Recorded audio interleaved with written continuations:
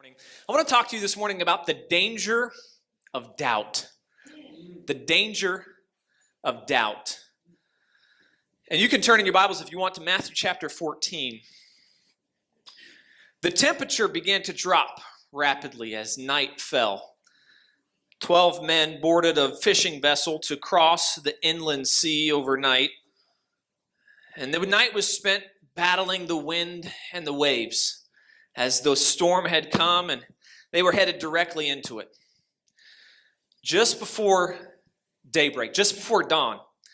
You know how it always is when it's like the darkest time before dawn, right? It's always just seems like it's the darkest moment of the night. That's where they were in this moment. They spotted something on the water. They saw something coming towards them. They saw someone coming towards them. It looked like the form of a man. A ghost. These 12 grown men looking out across the water from this fishing vessel began to be afraid of what looked like a ghost coming towards them. Now, the last several weeks, Pastor Kirk has been explaining to us what it means to soar, what it means to just take flight, to step out and to do whatever it is that God is speaking to us to do. And when I believe that we want this word to represent what our church is about this year. We want our church to be about soaring to new heights in 2018. We want to put the past behind us. We want to put all the past failures and the past struggles and the past battles behind us. And we want to move forward into the future that God has for us as a church. And we want that for every single one of you this morning. Every single one of us individually. We want to get past those things that we have overcome and move forward into the future of what God has for us this morning. When I think of the word soar, I think of words like impossible, or unknown, or uncomfortable. I think of words like risky, or faith stretching. Like soaring does not necessarily sound enticing, right? Kirk gave the example of an eagle last week, right? When a mom, or maybe it was 2 weeks ago, a mother eagle kicks the bird out of the nest, right? Kicks the little eaglet out of the nest. Dennis, can you just turn me down just a tad? I feel like I'm shouting at you guys, and I don't want to shout at you this morning, okay? Kirk's the shouter. I'm the talker, okay? All right? So they kick the little eaglets out of the nest, and that doesn't sound exciting to them. That's not what they want to do. They want to stay in the comfort zone of the nest. When I think of the word soar, I think of some things that are gonna stretch us. Things that are gonna sound risky. We're gonna walk into the unknown. How many of you guys woke up this morning in the fog and you maybe got in your car and started driving here, right? Some of you woke up late and the sun had already burned it off by then. But when I got in my car this morning to come to church, man, it was like we were driving into the unknown. Like we didn't know what was out there, what was happening. You're just headed into what you cannot see. And I feel like sometimes that's what soaring means. It means going out into what we don't know is out there. Going out into the unknown. But also, I believe it can mean success. It can mean growth. It can mean benefits. It can mean rewards. It can mean all these life-changing things. That's the beauty of soaring, I believe. The beauty of soaring combines fear and faith. When we step out into what we don't know, there's going to be some fear, just naturally. There's going to be some fear, but that's the beauty of soaring, is it combines fear and faith. And that's the Christian life. The Christian life is a life of faith. It's a life of following God step by step, and we don't always know where He's going. We don't always know the destination. We just understand that we're headed into a direction with God. We can't see the final destination, but we know that we're following His direction this morning. I want to try to help you today. We are a church that believes in faith. We are a church that values big dreams and aggressive faith.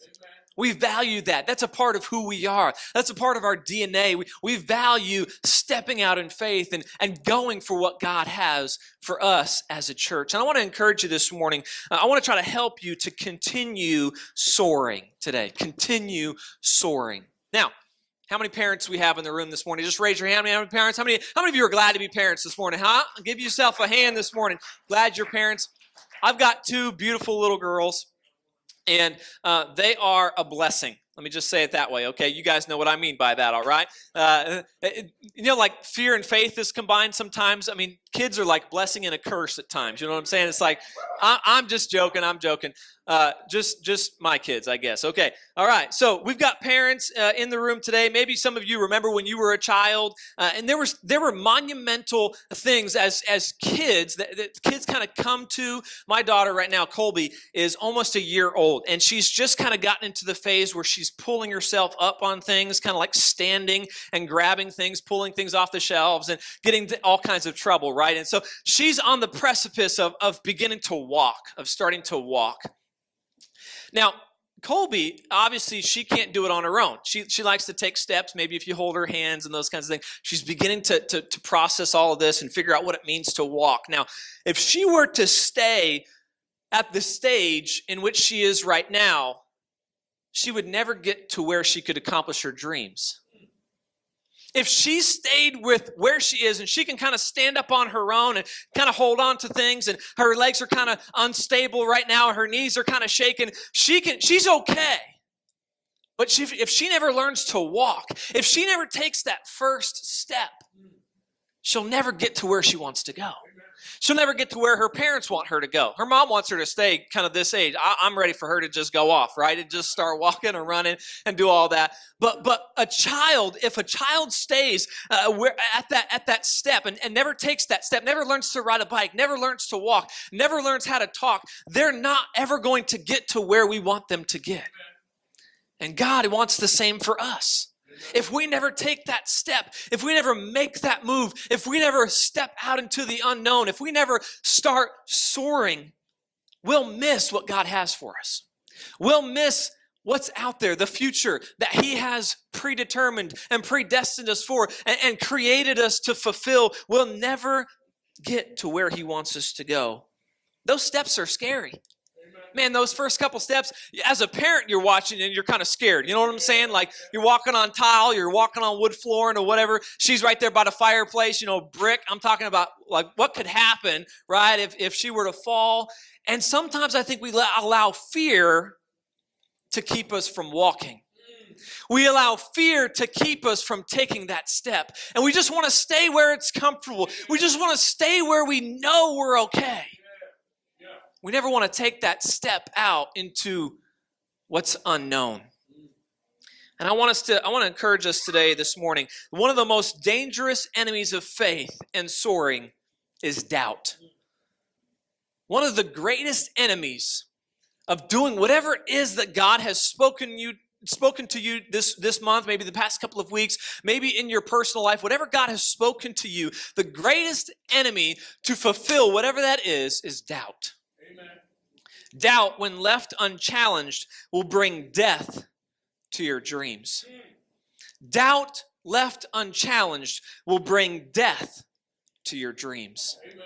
Don't allow doubt to destroy you. Amen. Don't allow doubt to destroy you. Matthew chapter 14, verse 27. If you're there, the verses will be on the screen. Follow along with me as I read. Pick up the story. I left off, there was a ghost on the water, right? Here it is. But immediately Jesus spoke to them, saying, "Be of good cheer. It is I.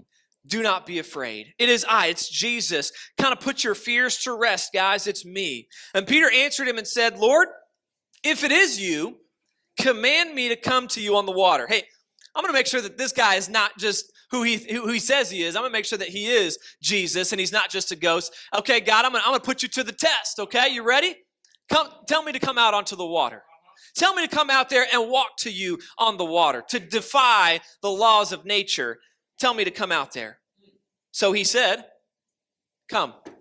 And when Peter had come down out of the boat, he walked on the water to go to Jesus.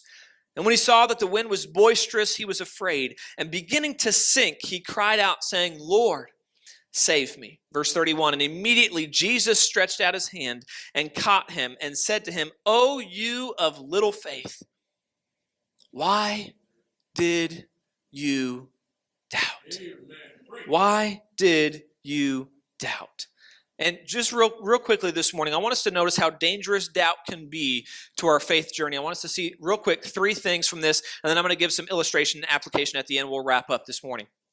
The first thing that I see in these verses is a word received.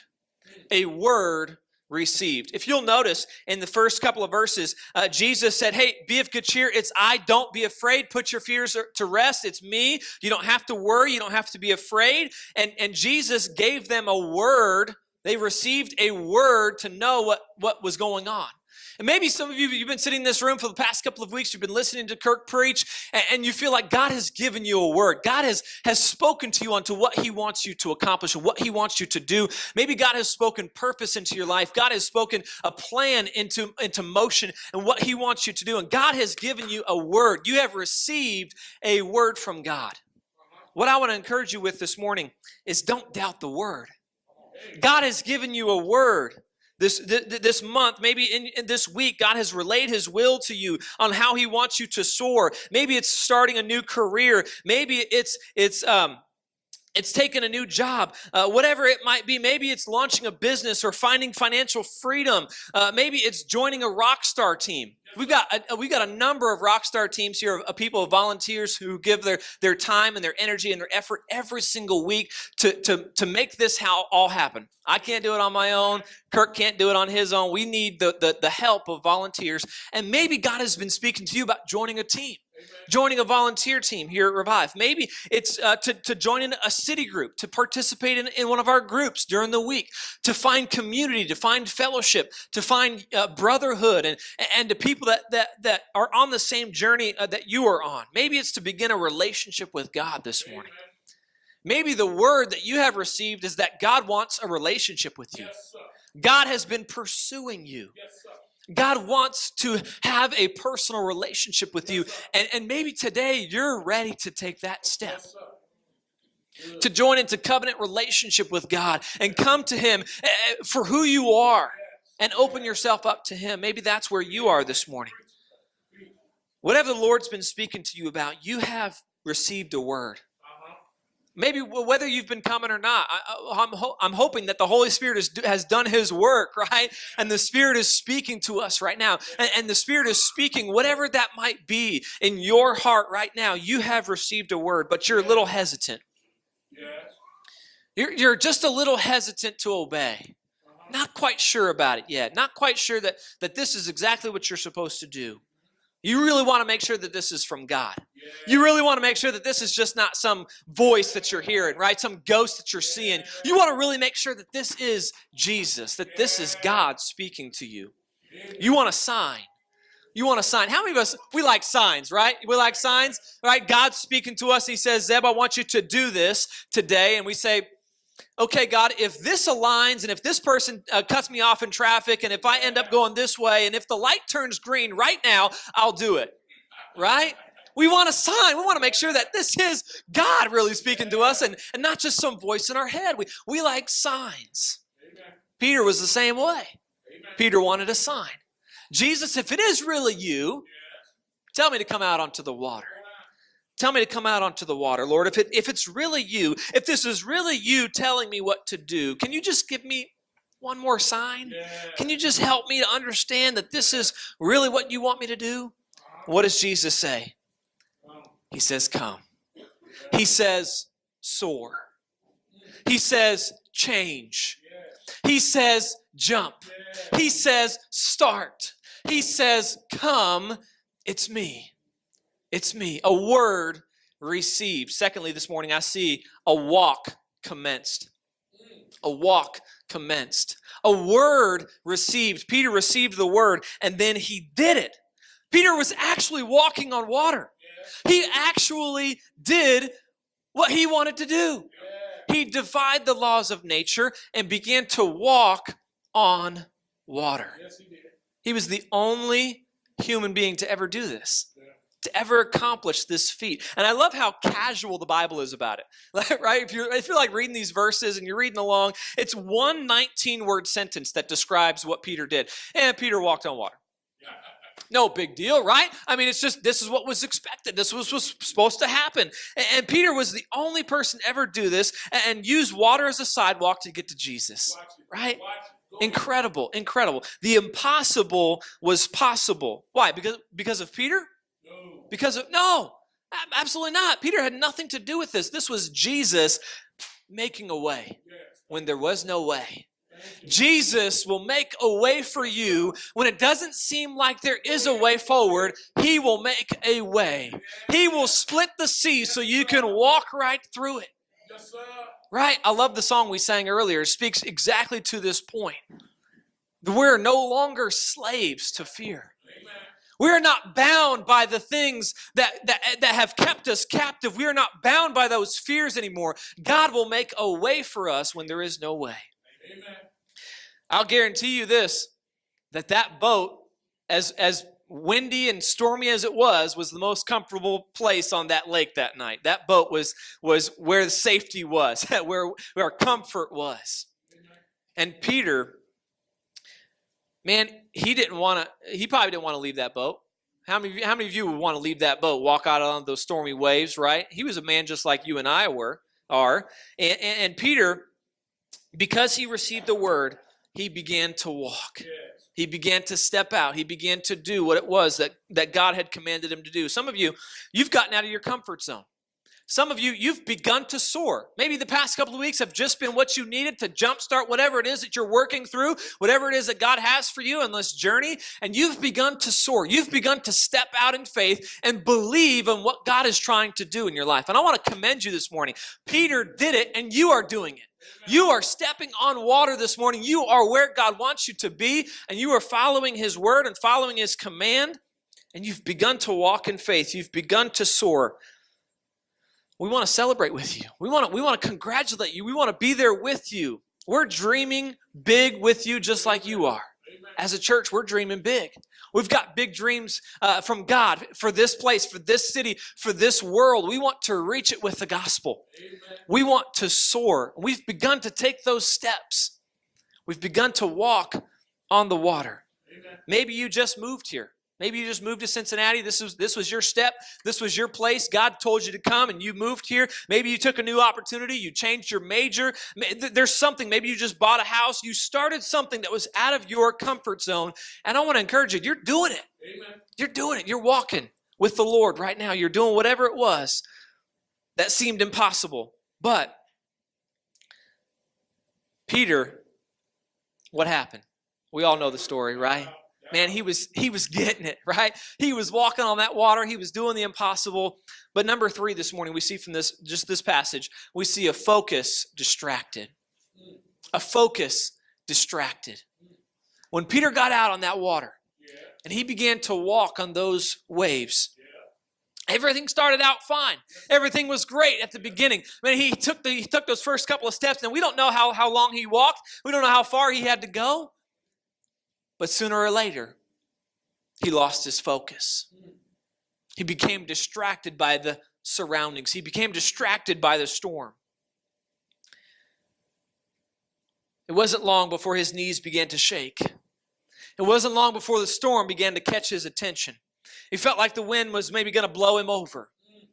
Out there on the water, it's scary. Yes, sir. Out there in the air, as you're flying around, it's kind of scary. Out there in the unknown, as you try to follow God and what it is that he wants for you, it's a little scary. Yes, and there's going to be things out there that try to knock you down. There's going to be things out there that try to take you out. There's going to be people who dissuade you. There's going to be people who try to discourage you. Yeah. There's going to be people out there who try to take you out, try to destroy your dreams. The devil wants nothing more than to steal, kill, and destroy your life. Maybe he can't take away your salvation, but he can take away your joy. He can take away your testimony. He can take from you your ability to witness, your ability to stand as a Christian. The devil wants nothing more than to destroy your life. The focus was distracted as Peter began to walk on the waves. When Peter lost his focus, fear began to set in. Fear took over. As Peter's out there on the waves and he's walking on the water, he lost his focus and fear begins to take over. And he begins to maybe question. You ever been there? You ever questioned yourself, maybe what you did or what you were doing? Was this right? Was this the right thing to do? Was I supposed to get out of the boat? Should I have stayed back there with the other guys and been safe and just let Jesus come to me? Because Jesus can walk on water, no problem, right? Should I have just stayed in the boat and let Jesus come over here? Or what am I doing? Why am I out here? You doubt everything about a decision. You ever been there this morning? Yeah. Or is it just me? Just me? You've been there, right? You've been there? You're just questioning. You're just wondering, God, was this really what you wanted me to do? Was this what I was supposed to do? Did I misinterpret what you were trying to tell me, God? Or is this really what you want from me? Peter began to doubt. He began to question. Was I supposed to take this job? Was I supposed to move here? Was I supposed to take out a loan for that? Was I supposed to make that decision? Was I supposed to talk to that person? We begin to question. We begin to doubt everything in our life when fear takes over. The children of Israel, Kirk was talking about them the past couple of weeks. The children of Israel came to the edge of the promised land. Yes, sir. They came to the Jordan River. Yes, sir. And just on the other side was the land that God had promised for them for hundreds of years. God promised them that land. Yes, and here they were on the edge, sitting on the edge of the boat, ready to take that step. Yes, sir. And they sent over 12 spies into the land of Canaan to see what the land was about and see what they were up against and see the battles that they were going to have to fight. And they sent these 12 spies into the promised land, and they came back and reported what was in front of them. They reported about the land that God had promised them. And the news was both good and bad. There was some good news. There was some not so good news. And there was some bad news about what they had seen. There would be rewards to come. There would be a land that flowed with milk and honey. There would be a very successful place to live and an awesome place to raise a family. But there would be battles to fight. There were fortified cities. There were giants roaming the land. There were some not so nice things out there. And the children of Israel took the word of the 10 spies. 10 were bad, 2 were good. Anybody ever sing that song as a kid, right? 10 were bad. 10 spies began to tell how these battles they weren't going to be able to win. These giants they weren't going to be able to kill. These cities they weren't going to be able to conquer. All of these things. And they began to paint this horrible picture of what was going to happen when they crossed over on the other side. And the people of Israel sided with the spies who gave a bad report. And they began to question. The people of Israel began to question, God, why did you bring us here? It would have been better for us to stay in Egypt. God, it would have been better for us to die in the wilderness. Why did you bring us to this place if you hadn't gone before us to take care of these enemies? And they began to doubt where God had brought them. They had received a word back in Egypt that God was going to deliver them to a promised land. They had commenced a walk through the desert, and God had brought them to the place where they were, and they began to lose their focus. They began to lose sight of what was most important. You see, they took their eyes off of God, and they began to look at their surroundings. They began to look at the armies and the giants and the fortified cities and the battles they were going to have to fight, not understanding and not realizing that God had done it already. God had done it back in Egypt. He had defeated the armies of Egypt. He had split the Red Sea. He had provided for them every step of the way. Oh, in the desert, God had done all of these things for them, but they forgot about God and focused on the fight. And they began to doubt what God had done for them. Their failure was colossal. Everybody over the age of 20 died before they went into the promised land. The entire nation of Israel wandered around in the desert for 40 years because they doubted God's promise. They doubted his promise. Then everybody over the age of 20 did not make it into the promised land. A colossal failure because they doubted God. I was in this desert about a month ago. Can I be real with you this morning? Is that okay? Can I be real? About a month ago, I was in a similar place. Now, many of you know my story. Some of you may not know my story. My wife and I were serving at a church in Las Vegas before we moved here in August, and that was a comfortable place. You think Las Vegas, you may not think so, but it was, okay, all right? Well, we had a great job. We were working at a church that was growing and doing well, very successful ministry, and we were comfortable there. We were comfortable. God was blessing. God was using us. All of these things were happening. And we left that church to come here, to move to Cincinnati, to be a part of Revive, and I'm so thankful that God has placed us here. But in the moment, a month ago, man, I just began to have some doubts. I began to question the word that I'd received, the walk that I had begun, the journey that I was on. I began to question, God, why did you bring us here? What are you doing right now? Are we really supposed to be here? Were we really supposed to come? We took a risk that made us uncomfortable culturally, financially. I mean, you guys are weird out here. You know what I'm saying? Like this, I'm teasing. All right. I'm a West Coast guy. I mean, I grew up in Alaska. Spent my entire life, last 10 years on the West Coast. This East Coast thing is weird. You know what I'm saying? Like, just God put us in a place that was uncomfortable. Yeah. We were uncomfortable. We were out of our comfort zone. We were in the unknown. We were taking a risk. We were stretching our faith. And I began to question God about whether our family should have come. You know, to be honest with you, I was afraid of what I couldn't control. I was afraid of what I couldn't control. And I began to question what was in the control of God. Right? I began to question the one who is ultimately in control. I thought about what would have been had we stayed. I thought about what my salary would have been. I thought about what we could have accomplished. I thought about where my kids could have been. I thought about the house we could have been living in. I thought about all the things that could have been had we stayed. And man, doubt was just taking over. Doubt was about to destroy my dreams. Doubt left unchallenged will bring death to your dreams. I was not in a good place mentally or spiritually. You can ask my wife. I was in a funk. Man, I was just... something wasn't right. You may have sensed it. I apologize to you if you sensed that over the course of a couple of weeks in around the holidays. And it was in that moment that I read this story.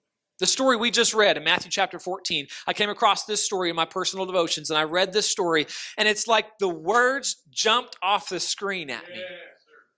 Oh, you of little faith, why did you doubt? And God just stabbed a knife in my heart.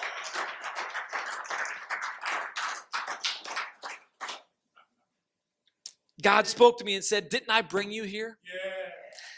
Didn't I provide a way for you to move here? Yeah. Don't I have plans for you to fulfill? Yeah. God spoke to me, man, and those doubts, I put them aside. Yeah. I destroyed those doubts, and I decided I'm going to move forward in what God has for me and my life. And I don't tell you that story to lift myself up. I tell you that story to help you understand that it happens to all of us. Yeah. It happens to me. It happens to you. And you can make the same choice that I made that day to put those doubts aside and to believe in what God has for you in your future. It was a wonderful moment. I cried out to God just like Peter did and said, Lord, save me. Yeah. Save me from this. Save me from my doubt. Doubt and failure are somewhat normal. It's normal. It's normal to have doubts. It's normal to have failures. Yeah. It is. How many of you have failed before at something? You failed before, right? I mean, look across the room. Let's just look around. Everybody in this room, right? You have failed at some point in your life. You have done something that did not work. We've all experienced moments like that. The problem is not with doubt and failure. The problem is not that you doubt or that you fail. That's not the problem. The problem is what you do with those feelings and moments. What do you do in moments of doubt? What do you do in moments of failure? That will determine your destiny. That will determine your direction. Failure is fine as long as it's not final. Failure is fine as long as it's not your final failure. The Bible says it this way in Proverbs: a righteous man may fall 7 times and rise again. Yes, sir. A righteous man will fall 7 times. And the idea is not 7, but continually. A righteous man will continually stumble and fall, but he will not stay there. He'll keep moving. He'll rise again. He'll rise again. He'll soar on wings like eagles. That's what a righteous man will do. That's what we ought to do. In 1978, a certain sophomore tried out for the varsity basketball team at Laney High School in Wilmington, North Carolina. The team only had one spot for a sophomore. It was filled with seniors and juniors, and there was only one spot for a sophomore. And when the list of those who made the team was posted on the school bulletin board, the 5'10" Michael Jordan was passed over for his 6'6" friend Leroy Smith. Michael Jordan didn't make the varsity team his sophomore year. His buddy, who was much taller than him, made the team, and it was because of his size and his height that they wanted him on the varsity team. In his mind, Michael thought this was the ultimate defeat, the ultimate failure, not to make the varsity team. He was actually ready to give up playing basketball completely, and his mom convinced him not to. His mom convinced him to stay and to join the JV team. He worked himself to the limit on the JV team. He did everything he could. He did everything he had to do. And he said this, when he thought about not making the varsity team, he said this, whenever I was working out and got tired, I figured I ought to stop, but I'd close my eyes and I'd see that list without my name on it. And that usually got me going again. He said I'd close my eyes and I'd focus on the goal. When you're there, you're in those moments of failure and doubt, where's your focus? Where's your focus? Michael Jordan later on said this, I've missed more than 9,000 shots in my career. I've lost almost 300 games. 26 times I've been trusted to take the game-winning shot and missed. I have failed over and over and over again in my life, and that is why I succeed. That is why I succeed. See, the problem is not with failure. It's what you do in the moment of failure. Do you get back up and keep going? Do you fix your eyes on the goal? Do you fix your eyes on the prize and keep walking towards Jesus even though you might be falling in the water? As we close this morning, I think of a verse in Hebrews. Hebrews chapter 12 says this, therefore we also, since we are surrounded by so great a cloud of witnesses, let us lay aside every weight and the sin which so easily ensnares us, and let us run with endurance the race that is set before us, looking unto Jesus. Looking unto Jesus. You see, the reality is this morning that all of us are in a race. All of us are on a journey. It's not a sprint, it's a marathon. And we're in this journey with Jesus. As long as we live this life, there will be things that try to ensnare us. There will be things that try to weigh us down. There will be things that try to stop us. But the key is to keep running and to keep looking unto Jesus. You see, because he's the author and the finisher of our faith.